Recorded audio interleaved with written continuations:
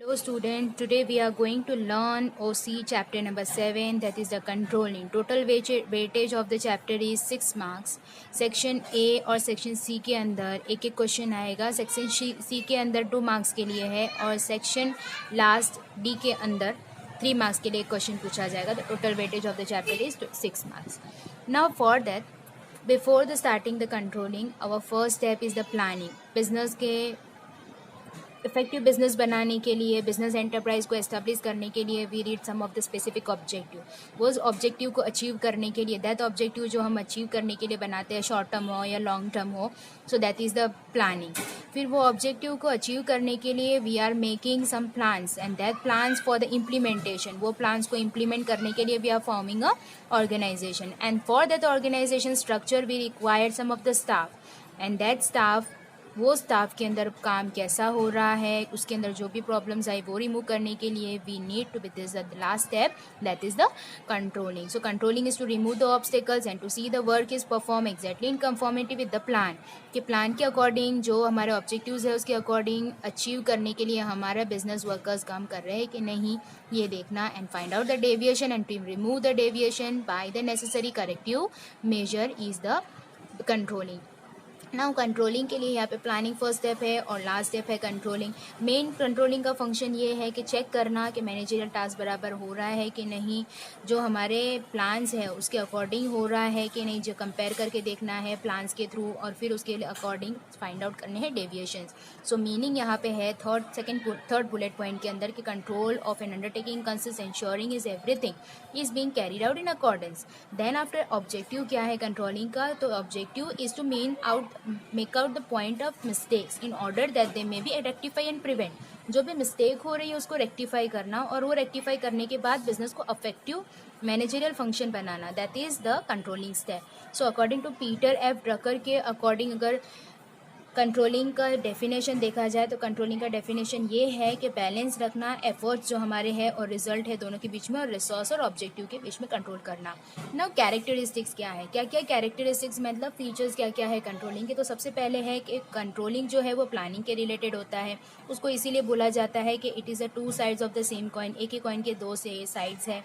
Twins भी माना जाता है प्लानिंग और कंट्रोलिंग को, क्योंकि प्लानिंग के बिना कंट्रोलिंग पॉसिबल नहीं है. तो उसके बाद नेक्स्ट है functions at the every level management. Her level पे काम होता है, टॉप लेवल हो, बॉटम लेवल हो, मिडम लेवल हो, तो वो काम के अकॉर्डिंग, स्टाफ के according control is necessary step. उसके बाद नेक्स्ट है कंटिन्यूस प्रोसेस है. जैसा मैंने बताया कि हर एक लेवल पे ये प्रोसेस किया जाता है. सो इसी वजह से ये प्रोसेस भी कंटिन्यूस है कि वर्क जब टॉप लेवल से बॉटम लेवल तक आता है तो वो प्रोसेस को क्वालिटी कंट्रोल करने के लिए, कॉस्ट कंट्रोल करने के लिए, कुछ एक्टिविटीज़ को कंट्रोल करने के लिए, so that is the continuous process. It is an end activity as we have did के फर्स्ट स्टेप हमारा प्लानिंग है. तो एंड एक्टिविटी जो है वो कंट्रोलिंग है. सबसे पहले प्लान इंप्लीमेंट करना, उसको ऑर्गेनाइज करना, फिर वो ऑर्गेनाइज के लिए डायरेक्शन देना, वो डायरेक्शन के लिए स्टाफिंग होगा, फिर लास्ट में होता है controlling. So controlling is the last and and activity भी बोला जाता है. रिलेटेड टू द फ्यूचर, क्योंकि कंट्रोल क्या है, फ्यूचर के रिलेटेड है. फ्यूचर रिसोर्सेज को, हमारे प्रेजेंट के रिसोर्सेज को ख़राब नहीं हो, एरर्स जो है उसको रेक्टिफाई करते हैं, वेस्टेज है, लॉसेज है, वो सारी चीज़ों को रेक्टिफाई होकर वो इम्प्रूव होता है, तो इफेक्टिव बनता है, जिसकी वजह से it is related to future. उसके बाद नेक्स्ट है it is a constructive activity. Now क्यों कंस्ट्रक्टिव एक्टिविटी बोला गया है, क्योंकि इन दैट जब एरर्स रेक्टिफाई होते हैं तो कुछ ना कुछ नया डेविएशन मिल जाता है. फॉर दैट कंट्रोल को एक नेगेटिव नहीं बोला गया, but it is a positive because it rectify the mistake and take step towards the mistake are not repeated. Mistake repeat नहीं हो उसको रेक्टिफाई करने के लिए इसको यूज़ किया जाता है. तो कंट्रोलिंग को एक कंस्ट्रक्टिव एक्टिविटी बताया है, नेगेटिव एस्पेक्ट नहीं गिनने में आया है, पॉजिटिव एस्पेक्ट गिनने में आया है. उसके बाद नेक्स्ट है characteristic, that is the internal process. वो क्यों इंटरनल प्रोसेस है, क्योंकि कुछ फिनेंस के मैटर रिलेटेड होता है, प्रोडक्शन, सेल्स, परचेज, और ये सारे कुछ ऐसे डिपार्टमेंट्स हैं जिसके जो भी प्रोसेस है या जो भी मेथड है वो कंट्रोल सिस्टम के अंदर रहती है. सो that is why it is an internal process है. डायनामिक प्रोसेस इसीलिए बोला जाए क्योंकि प्लानिंग जैसे जैसे चेंज होती है वैसे वैसे कंट्रोलिंग भी उसके अकॉर्डिंग चेंज होते जाता है. उसके बाद बोला है कंट्रोलिंग जो है वो इज़ अ पर्सन ओरिएंटेड है और द सब्जेक्ट ओरिएंटेड. पर्सन के ऊपर कंट्रोल करना या फिर कोई सेंटर पर्सन को ही मेनली तो वीकनेस माना जाता है इसके अंदर कि उसको कंट्रोल में लेके आना. एंड द लास्ट कैरेक्टरिस्टिक है कि control can be formal and informal. जैसे जैसे टाइम जाता है वैसे मैनेजमेंट के अंदर मैनेजर अपने जितना वर्कर से फॉर्मल होने लगता है, फिर धीरे धीरे वो इनफॉर्मल होने लगता है, क्योंकि वो यूज टू हो जाता है अपने वर्कर के साथ. तो that is why as time such passes informal system can be taken as. Next topic है that is the importance. Controlling क्यों इम्पोर्टेंट है? तो कंट्रोलिंग बहुत ही ज़्यादा इम्पोर्टेंट है. ऐसा मानने में आया है कि एज ए चैरियट जो पहिए वाली गाड़ी होती है, उसके अंदर जैसे पहिए नहीं हो और गाड़ी हो, तो that is the chariot without the charioteer. तो वैसे ही controlling is a very necessary step for the managerial objective. Management के अंदर कंट्रोल अगर नहीं हो तो ये कुछ एग्जाम्पल जैसा मैंने आपको प्रीवियसली बताया उसके जैसा हो जाता है. सो मेन ऑब्जेक्टिव्स है कंट्रोल का कि चेक करना, उसके शॉर्टकमिंग्स को पास्ट एंड स्टॉप रिकरेंस बताना. सो सबसे पहला इंपॉर्टेंट ये है कि ऑब्जेक्टिव को अचीव करने के लिए कंट्रोलिंग बहुत ज़्यादा इंपॉर्टेंट है. उसके बाद नेक्स्ट है कि सारे एक्टिविटीज़ को कंट्रोल करना. सेल्स है, एम्प्लॉयज़ है, फिनेंशियल एक्टिविटीज़ जो भी है, क्वालिटीज़ जो है, उसके अकॉर्डिंग कंट्रोल को, प्लान्स को, एक्टिविटीज़ को देखा गया है. एंड प्लान्स को इफेक्टिव बनाता है क्योंकि एक्सपर्ट होते हैं उसके अंदर. कंट्रोल के लिए, सुपरवाइज करने के लिए वहाँ पे एक्सपर्ट दिए जाते हैं, जिसकी वजह से जो भी हमारे ऑब्स्टिकल्स आते हैं वो रिमूव हो जाते हैं. फिर कोऑर्डिनेशन इम्प्रूव होता है और बिटवीन द वेरियस एक्टिविटी बहुत ज़्यादा कोऑपरेशन हो जाता है because of the control only, कि भाई ये काम होगा तो ही उसके ऊपर दूसरा डिपेंडेंट काम है वो होगा. सो that is Y coordination possible हो जाता है. इवेल्यूशन ऑफ एक्टिविटी, हर एक एक्टिविटी का प्री डिटरमाइंड स्टैंडर्ड मिल जाता है. डेविएशंस रिमूव हो जाते हैं, जो भी ऑब्स्टिकल्स आते हैं वो रिमूव हो जाते हैं, इसीलिए भी एक इम्पॉर्टेंट है.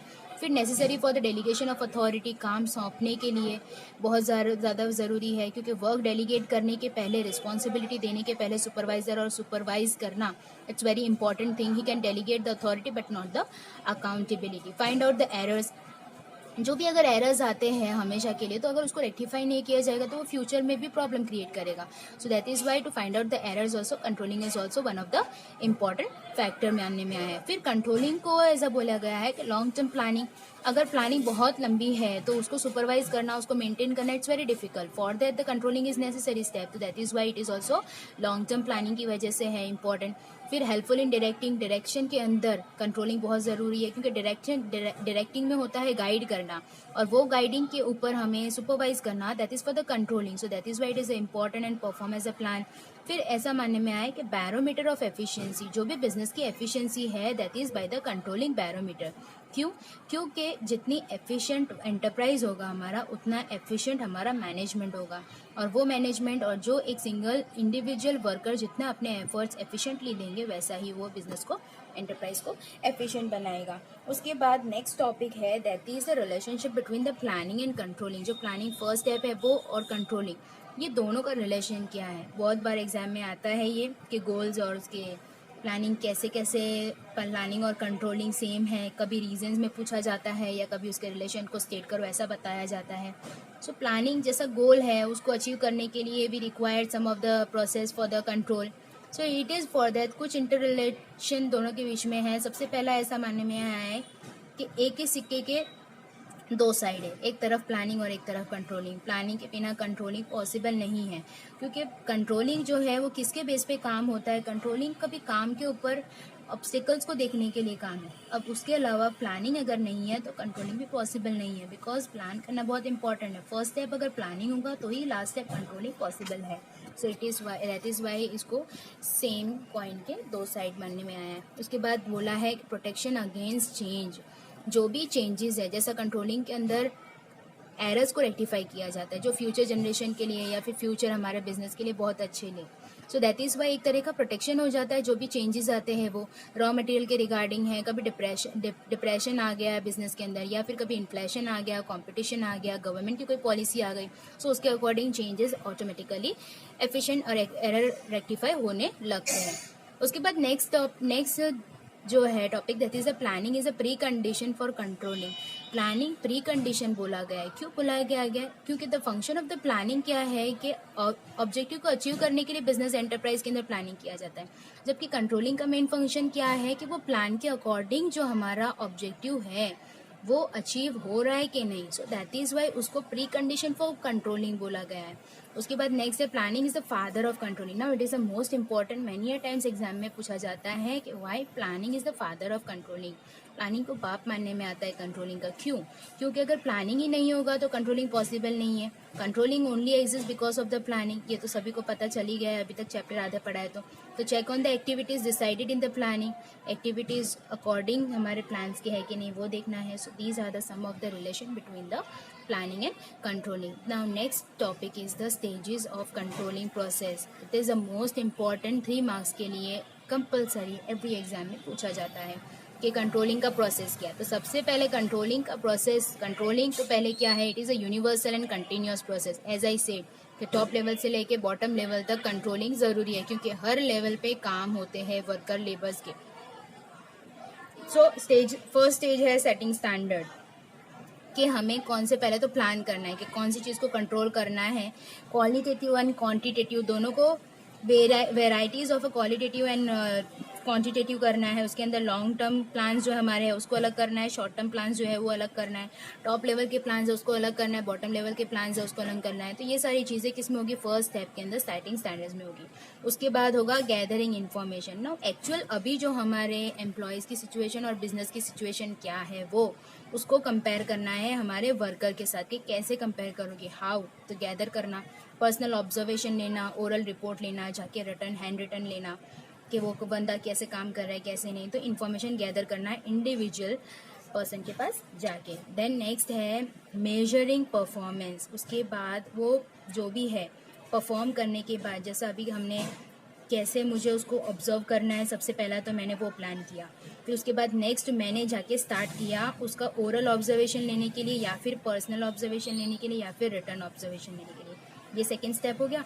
उसके बाद नेक्स्ट बोला है कि वो परफॉर्मेंस को मेजर करना, कि वो जो भी कर रहा है तो हमारा जो प्लान है उसके अकॉर्डिंग मेरी रिपोर्ट है कि नहीं, वो क्वालिटेटिव में क्वांटिटेटिव में मेजर करके रखना है कि हमारे पास रिपोर्ट हमारे प्रॉपर वर्कर की होनी चाहिए, पर्टिकुलर कि ये वर्कर ने इतना काम किया है। सो उसको सुपरवाइजर उसको गाइडेंस दिया जाएगा आगे, और उसके एरर्स को रेक्टिफाई किया जाएगा।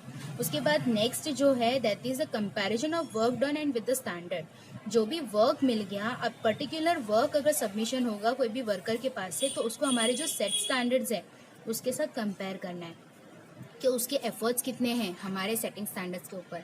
उसके बाद अगर कोई मिस्टेक है तो नेक्स्ट स्टेप होगा करेक्टिव मेजर, कि उसको कंपेयर करना सेट स्टैंडर्ड के टूवर्ड्स। तो कुछ न कुछ कभी कभार अगर फ्रेशर्स होंगे तो कभी कभार कोई वर्कर से कुछ काम में मिस्टेक हो जाती है, तो वो डेविएशन को फाइंड आउट करना, कौन सी प्रॉब्लम कहाँ पे आ रही है उसको फाइंड आउट करना, और फिर वो प्रॉब्लम का सॉल्यूशन देना। That is the next step. Now corrective measure को करेक्ट करने के लिए भी कुछ वेज है। No changes in the condition, normal अगर है, अगर कोई ऑब्स्टेकल नहीं है, कोई प्रॉब्लम नहीं है, तो उसको एक्सेप्ट करो और नॉर्मलाइज कर दो। सेकेंड जो है that is the change the condition to remove the deviation. ना उसको अगर कोई भी तरह का ऐसा ऑब्स्टेकल आता है, प्रॉब्लम आती है, तो उसकी वजह से उसको पहले क्या करना है, सेट स्टैंडर्ड जो है उसको शो करना है, उसको एग्जामाइन करनी है, और फिर करेक्टिव एक्शन उसको बताना है। And the last is the change the condition and establish the fresh and new standards. अगर उसके तुम्हारे स्टैंडर्ड के अकॉर्डिंग भी अगर बंदा प्रॉपरली काम नहीं कर पा रहा है, so you have to change your standard. उस तुम्हारा स्टैंडर्ड को चेंज करके तुम उसको कुछ ईजी वे में एक्सप्लेन करो कि वो अपना वर्क कंटिन्यूस कर सके और हमारे हायर स्टैंडर्ड को वो अचीव कर सके। So function of the controlling is not the find out the deviation but also the take the organization activity towards the achievement of the objective. जैसा it is not just controlling का main function सिर्फ और सिर्फ obstacles find out करना या फिर जो भी प्रॉब्लम हो रही है उसको ही सिर्फ सुपरवाइज करना नहीं होता है, बट वो सुपरवाइज करने के बाद जहाँ पे प्रॉब्लम आ रही है तो ऑर्गेनाइजेशन के अंदर वर्कर के अंदर जैसे जैसे मूवमेंट लाने हैं वो मूवमेंट अकॉर्डिंग करना, that is the function of the controlling. So controlling is a constructive process कि वो प्लानिंग के अकॉर्डिंग वो जो भी मूवमेंट है बिजनेस का वो बिजनेस के अकॉर्डिंग हमारे प्लान्स को सेटअप करने हैं। That is the steps of the controlling. So ये कंट्रोलिंग के स्टेप्स 5 इंपॉर्टेंट है। 5 मार्क के लिए डिटेल में 3 मार्क के लिए डिटेल में पूछा जाता है, नॉट फॉर द 5 मार्क का इसमें से कोई भी आंसर नहीं है। So you have to refer just this stages of the process और डेफिनेशंस आती है। Now you can go through this exercise also. ये एक्सरसाइज के अंदर कुछ इंपॉर्टेंट क्वेश्चंस है, जैसे मैंने तुमको बताया कि कुछ यहाँ पे एक्सप्लेन द स्टेटमेंट है कि रिलेशन क्या है प्लानिंग और कंट्रोलिंग का। प्लानिंग और कंट्रोलिंग दो साइड्स क्यों हैं एक ही कॉइन के। कंट्रोलिंग क्यों नेगेटिव फंक्शन नहीं मानने में आता है। फिर कंट्रोलिंग इज एन एक्टिविटी मानने में आया है। So these are the such of the steps you have to refer down.